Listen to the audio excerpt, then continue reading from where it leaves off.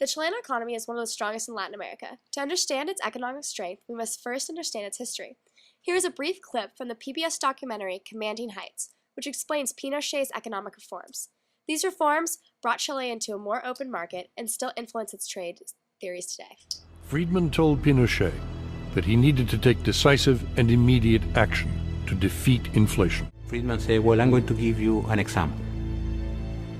If you cut the tail to a dog in pieces, step by step, you will kill the dog. This is the same as inflation. You have to cut it at once, and then the country will start moving.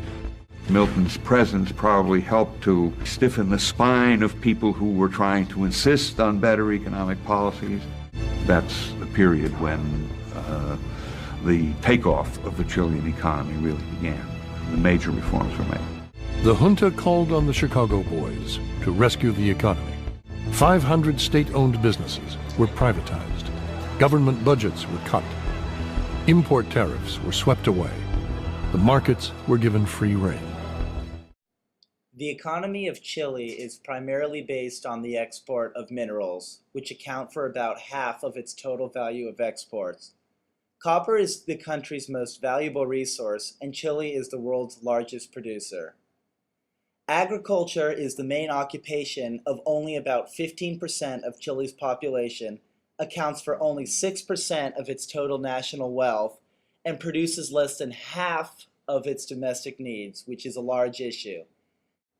The Val of Chile is Chile's primary agricultural area and is crucial to the country's supply of grapes, apples, pears, onions, wheat, corn, oats, and other food supplies.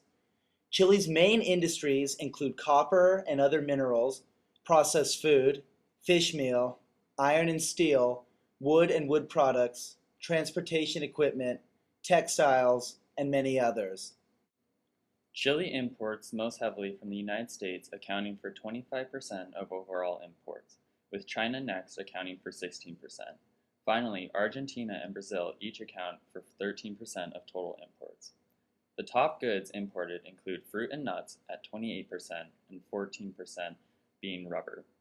As far as exports, Chile exports most to China with 25% of total exports, Japan accounting for 11%, and the US accounting for 10%.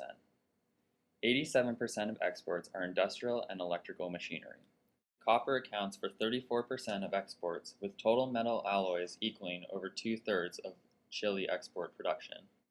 In recent months, there have been small fluctuations in the balance of trade within Chile's economy. However, looking over the past 20 years, the balance of trade within Chile has for the most part remained positive. Chile's GDP is broken up into three major sectors. Services account for about 60% of Chile's overall GDP, industry accounts for about 36%, and agriculture accounts for only 4%. In the past 100 years, Chile's real GDP per capita has increased exponentially, indicating that the overall standard of living in Chile has increased. Aside from the 2008 recession, Chile's GDP growth rate has remained mostly positive. In the past 2 years, Chile's unemployment rate has decreased dramatically. This is correlated to Chile's overall GDP growth.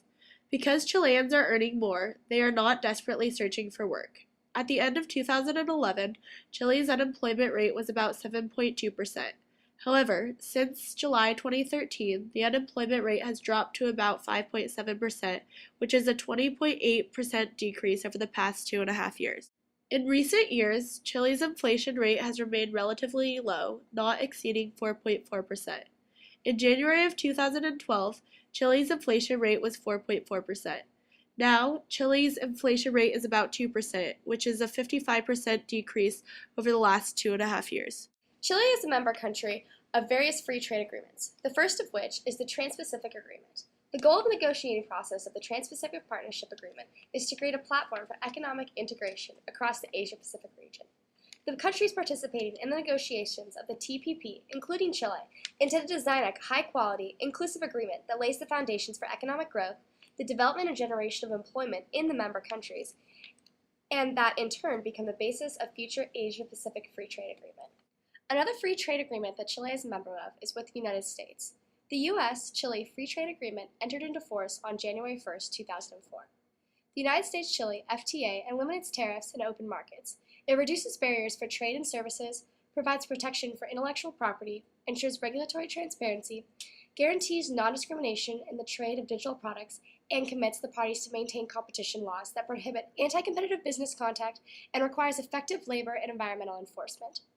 It has resulted in a dramatic increase in imports and exports between the U.S. and Chile over the past years and has been incredibly successful. Another very unique free trade agreement that Chile is a member of is the Pacific Alliance. It is made up of Peru, Chile, Colombia, and Costa Rica, and Mexico, and is a Latin American trade bloc created in 2011. Slow to start but wildly successful, the Pacific Alliance holds 35% of Latin America's GDP.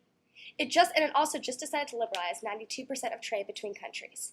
It also says that no visas are necessary for citizens of participating countries to travel within the trade bloc, therefore boosting spending by tourists and increasing visitation. A quote from the Chilean foreign minister from the Chinese network television says, "The alliance is not to separate us from the world. On the contrary, it is to bring us together so we can jointly face the possibilities the world offers us." As a developing country, Chile went into the free trade agreement with the EU starting in 2003. The EU is Chile's second largest source of imports after the USA. The EU also is Chile's third largest export market, after the recent rise of China as an important export market for the EU. As you can see here, Chile has been a major player in globalization through its free trade agreements with these other countries. You've had a free trade agreement with the United States since 2004, implemented with China in 2006, but you're very dependent on commodities, particularly copper, which makes up 15% of your overall GDP. We've seen copper prices correct. You must be very worried about China's slowdown right now. How will this hit your growth in an election year? That's true. Chile is a very mining-dependent country in terms of exports, more than 50%, as you said. But we are trying to diversify our exports. First of all, trying to add value to our raw materials, and at the same time, try to develop other sectors. For instance, right now we are becoming a very important exporter, not only of mining products, but also agricultural products, wood and timber, fishing, and also industrial products. What we are doing in order to tackle with this risk that the price of copper represents to Chile, we have a budget rule by which we have to save 100% of the revenues from copper when the price is too high, in order to be able to use those resources when the price is low. Basically, we are saving in rainy days, in sunny days, in order to be able to survive in rainy days. And that has worked well to our economy, because we are prepared if the price of copper goes down in the future. Over the past couple decades, Chile has grown substantially as both a source and a host of foreign direct investment. As shown by this graph, Chile's outflows for FDI have increased to levels that were unimaginable just 25 years ago. According to data from the United Nations Conference on Trade and Development, Chile spends the most money on FDI out of all South American countries. However, Chile has also grown as a host country for FDI in recent years. This graph shows the inflows of FDI to Chile from other countries. Chile has become a major player in attracting FDI both in South America and the world. The United Nations Conference on Trade and Development ranked Chile the 11th largest country for attracting FDI in 2012. Looking at the overall economic freedom of Chile, the Heritage Foundation, a very well-respected think tank, ranks Chile 7th for overall economic freedom in the world, ahead of the US, which was ranked only 10th. Furthermore, Chile has the highest level of economic freedom in all of Central and South America. This high ranking comes as a result of Chile's limited tariffs on imports and its leading exports in copper. On top of all of this, Chile is continually looking to form free trade agreements with the major economic powers of the world, as we have already seen with the Trans-Pacific Partnership and the US-Chile Free Trade Agreement. In the following graph, Chile's economic freedom rating is in red and the world average is in black. As you can see, Chile's focus on low tariffs and open trade agreement has kept Chile's economic freedom score above the world average for over 18 years. Directly correlated to the graph of trade freedom is trade openness. As indicated by the following data, Chile has maintained rather low tariff rates on the various products it imports. The product groups that have the higher rates are the ones that are the most expensive, such as petroleum and minerals. The data serves to show how Chile is open to trade.